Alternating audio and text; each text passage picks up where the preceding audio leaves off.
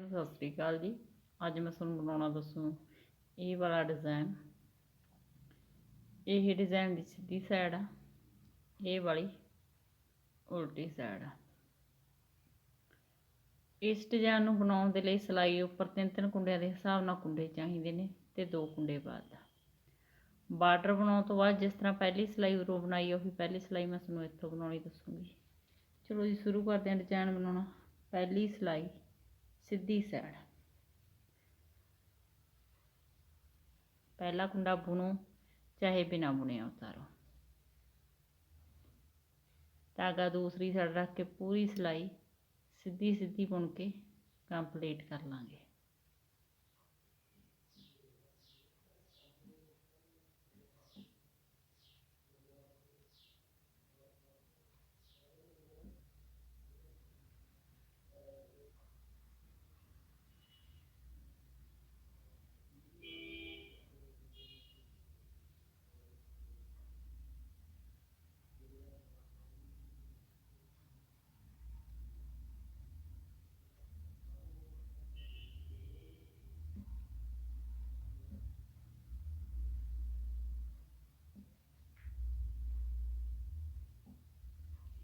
दूसरी सिलाई उल्टी साइड, पहला कुंडा बिना बुनिया उतारांगे तो अपने वाल धागा रख के पूरी सिलाई उल्टी उल्टी बुन के कंप्लीट कर लांगे।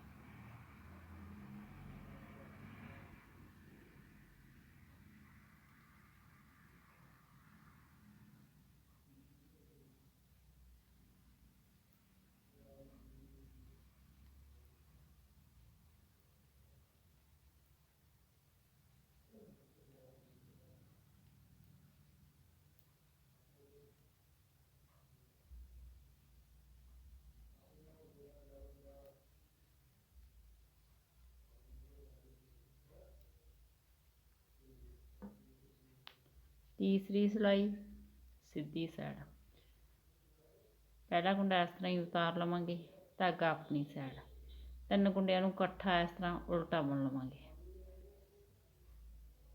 इस कुंडिया नूं इन्हां नूं तिन्नां नूं उतारना नहीं है, 3 कुंडिया तो 3 कुंडे बनाने। एक कुंडा उल्टा बुनिया, सिलाई उपर इस तरह धागा घुमावांगे, दूसरा कुंडा बन गया, तीसरा कुंडा इन्हां 3 कुंडिया नूं दोबारा बुन के बनावांगे। इस तरह करके अपने 3 कुंडिया तो 3 कुंडे बना लए। 3 कुंडिया नूं इस तरह इकट्ठा बुनांगे अपने वाल धागा रख के। इन्हां कुंडिया नूं उतारांगे नहीं, सिलाई उपर पल पावांगे इस तरह धागा लपेट के। इन्हां कुंडिया नूं दोबारा बुनांगे 3 नूं, इन्हां नूं उतार देवांगे। देखो 3 कुंडिया तो अपने कोल 3 कुंडे बन गए।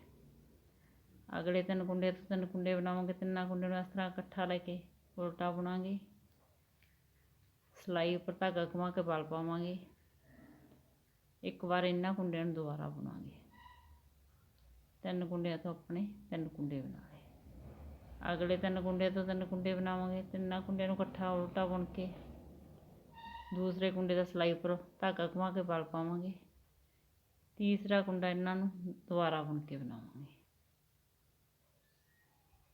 अगले 3 कुंडिया नूं इकट्ठा बुनांगे, सिलाई पर धागा घुमावांगे, इन्हां कुंडिया नूं दोबारा बुनांगे। 3 कुंडिया तो अपने कोले 3 कुंडे बन गए। अगले 3 कुंडिया नूं इस तरह इकट्ठा लेके उल्टा बुनांगे, सिलाई उपर इस तरह धागा लपेटांगे, इन्हां कुंडिया नूं ही दोबारा बुनांगे। 3 कुंडिया तो अपने कोल 3 कुंडे बन गए। अगले 3 कुंडिया नूं इस तरह इकट्ठा लवांगे, उल्टा बुनांगे, सिलाई उपर धागा लपेट के बल पावांगे ते इन्हां कुंडिया नूं दोबारा बुनांगे। अगले 3 कुंडिया नूं इकट्ठा बुनांगे, सिलाई उपर धागा लपेट के बल पावांगे ते इन्हां कुंडिया नूं दोबारा बुनांगे। धागा दूसरी साइड, लास्ट का कुंडा सीधा बुनांगे। 3 सिलाइयां डिजाइन दी कंप्लीट हुईयां। चौथी सिलाई उल्टी साइड, पहला कुंडा इस तरह ही उतार लांगे, धागा अपने वाल रख के पूरी सिलाई नूं उल्टा उल्टा बुन के कंप्लीट कर लांगे।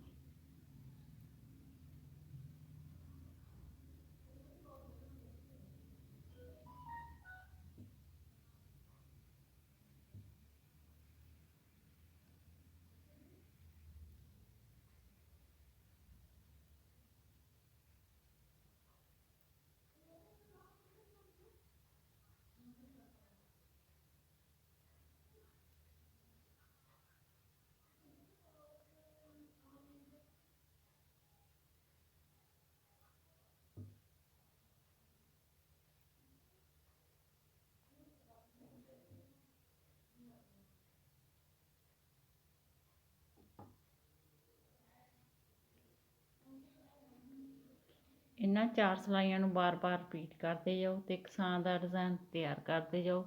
ਵੀਡੀਓ ਨੂੰ ਲਾਈਕ, ਸ਼ੇਅਰ ਔਰ ਚੈਨਲ ਨੂੰ ਸਬਸਕ੍ਰਾਈਬ ਜ਼ਰੂਰ ਕਰਿਓ ਜੀ। Thank you.